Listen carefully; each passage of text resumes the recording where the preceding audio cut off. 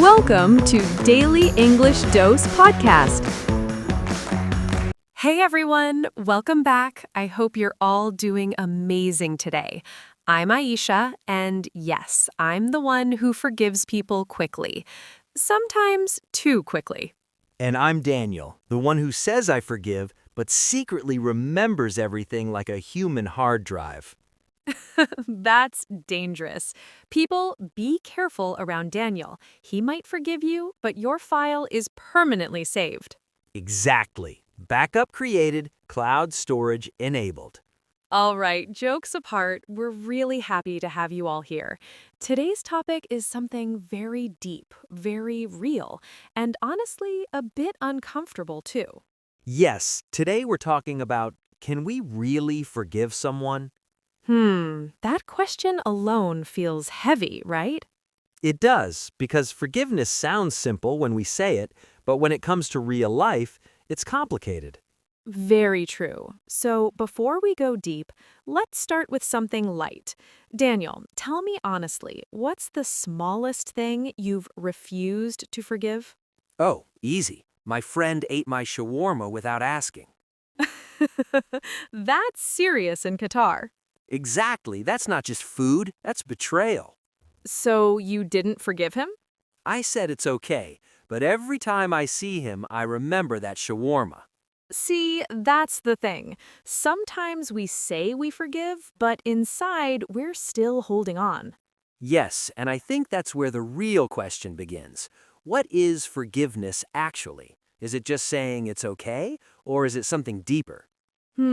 For me, forgiveness means letting go of the pain, not just the words. That's powerful, because many people confuse forgiveness with pretending nothing happened.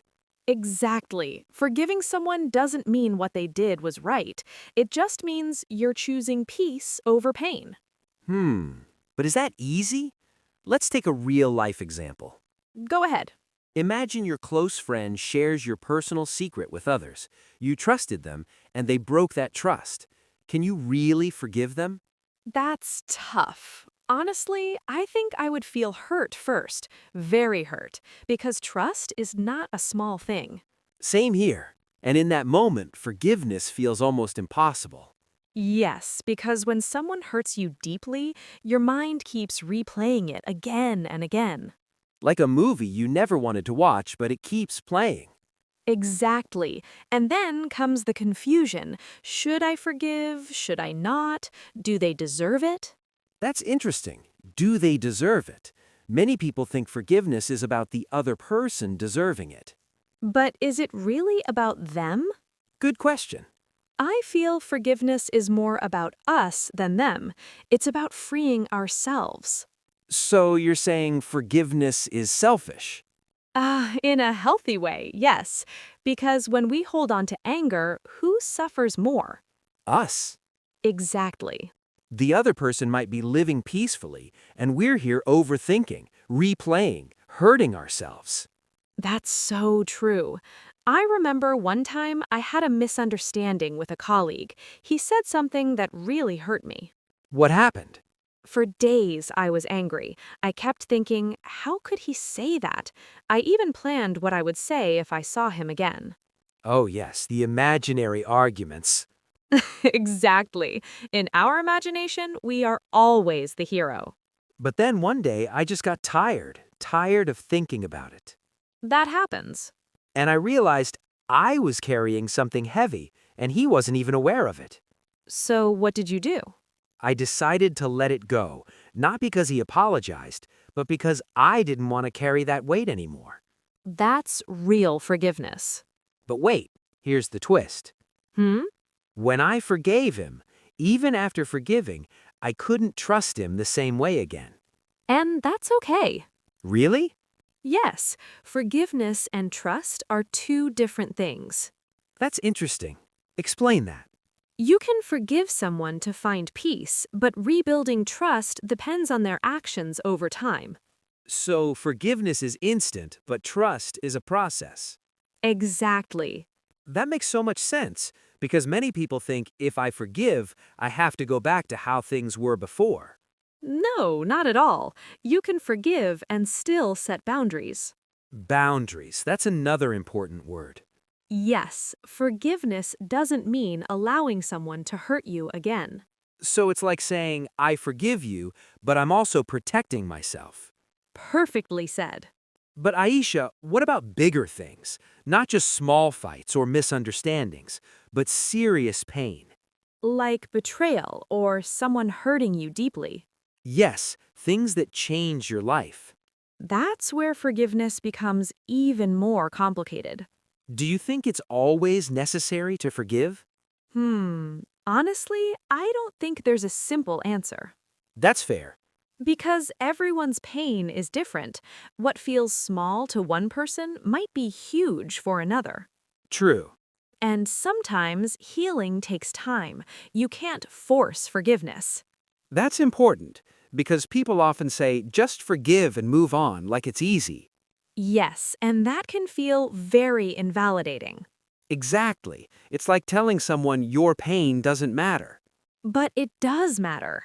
So maybe forgiveness is not a one-time decision, but a journey. I love that. Yes, it's a journey. Some days you feel okay, and some days the hurt comes back. And that's completely normal. So, can we really forgive someone? Maybe the better question is, are we ready to forgive? That changes everything. Because forgiveness isn't about forcing yourself. It's about reaching a point where your heart feels lighter. And that takes time. Sometimes a lot of time. And sometimes we think we've forgiven, but then something reminds us. And the hurt comes back again. Exactly. So, what do we do in those moments? Do we forgive again? Or do we realize that maybe we haven't fully let go yet? That's deep. Because forgiveness isn't just about words, it's about what we feel inside. And feelings are not always under our control. Yes, but our response to them is. So maybe forgiveness is also a choice we make again and again. Until one day it truly feels real. But what if someone never apologizes? That's the hardest part. Because then you're left with a question. Should I still forgive someone who doesn't even feel sorry? And that's where things get really complicated. Because now it's not just about pain. Because now it's not just about pain, it's about justice, self-respect, and healing. And that's exactly where our discussion gets even more interesting. Yes, because now we're stepping into the most difficult part of forgiveness. Forgiving someone who never apologized. That feels almost unfair, right? Very unfair. It's like, why should I be the one to let go when they don't even care? Exactly. It feels like they're winning. But are they really? Good question. Let me ask you something, Daniel. If you hold on to anger for years, who is actually losing peace? Me? Right. So even if the other person never apologizes, holding on doesn't punish them, it punishes you. That's a hard truth. It is, but it's also freeing once you understand it. I remember a story about one of my cousins. Tell me. He had a big fight with his brother over property issues. They stopped talking for almost 8 years. 8 years? That's a long time. Yes, family gatherings became awkward. Everyone felt the tension. That kind of silence hurts more than words sometimes. Exactly. And the worst part, both of them believed they were right. That's usually the case. Then one day, my cousin decided to call his brother. After 8 years? Yes, What made him do that? he said something very simple. I'm tired of being angry. Wow, that's powerful. He didn't call to prove he was right. He didn't even expect an apology. He just wanted peace. Yes, and when he called, there was silence at first. I can imagine that moment. Then his brother said, I was waiting for this call. Oh, that gave me goosebumps. Same here when I heard it. Both of them were waiting, but ego was stopping them. Ego, the biggest barrier to forgiveness. Absolutely. Sometimes it's not the pain, it's the ego that keeps the wound open. So true. We keep thinking, why should I take the first step? But someone has to. Yes, and that someone can be you. But Aisha, let me challenge you a bit. Go ahead. What if the person is toxic, someone who keeps hurting you again and again? That's an important point. Forgiveness does not mean staying in a harmful situation. So you can forgive and still walk away? Definitely. In fact, sometimes walking away is the healthiest form of forgiveness. That sounds contradictory, but it makes sense. Because you're not carrying hate, but you're also protecting your peace. I like that. No hate, but no access either. That's a perfect line. Thank you. I'll copyright that. Too late, our learners already heard it. Oh no. But jokes apart, this is something many people struggle with. Yes, especially when emotions are involved. Like in friendships, relationships, family. Let's take another example. Okay. Imagine someone cheated in a relationship. Can that person be forgiven? That's very sensitive. Yes. I think forgiveness is possible, but forgetting is very difficult. And rebuilding trust? That depends on both people. It requires honesty, consistency, and time. A lot of time. Yes, and sometimes, even after forgiving, the relationship might not work. And that's okay too. Exactly. Forgiveness doesn't always mean staying together. It just means you're choosing not to carry bitterness. Beautifully said. But I have another question. You're full of questions today. Of course, I'm representing our learners. Fair enough. Go on. Can we forgive ourselves? That might be the hardest forgiveness of all. Why is it so difficult? Because we know our own mistakes deeply, we replay them, we judge ourselves harshly. That's true. We're often more strict with ourselves than with others. Yes, for example, someone might make a mistake at work. Like messing up an important presentation. Exactly, and even after everyone else moves on, that person keeps blaming themselves. I should have done better. I'm not good enough. That inner voice can be very cruel. So, how do we forgive ourselves? First, by accepting that we are human. That sounds simple, but it's not easy. Yes, being human means making mistakes. And learning from them. Exactly. Forgiving yourself doesn't mean ignoring your mistake.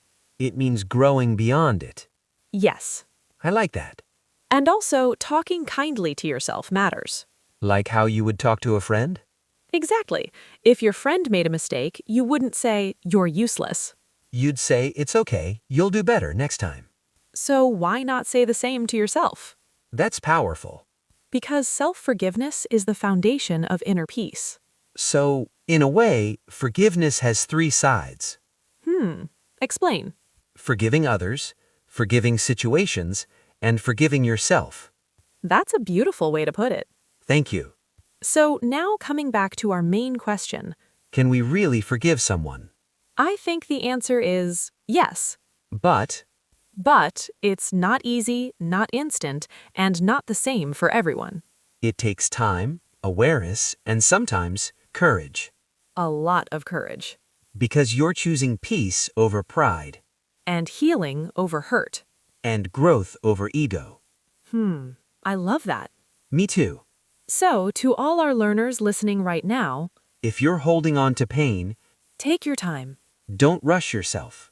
But also, don't let that pain control your life forever. Start small. Maybe today, just think about letting go a little, Not for them, but for yourself. because you deserve peace. Always. And remember, Forgiveness is not a sign of weakness it's a sign of strength and maturity. and a very brave heart. All right, everyone, we hope this conversation made you think and maybe feel a little lighter. If you enjoyed this, share it with someone who might need it. And don't forget, Keep learning, keep growing, and most importantly, keep choosing peace. see you in the next session. Take care and maybe forgive a little today.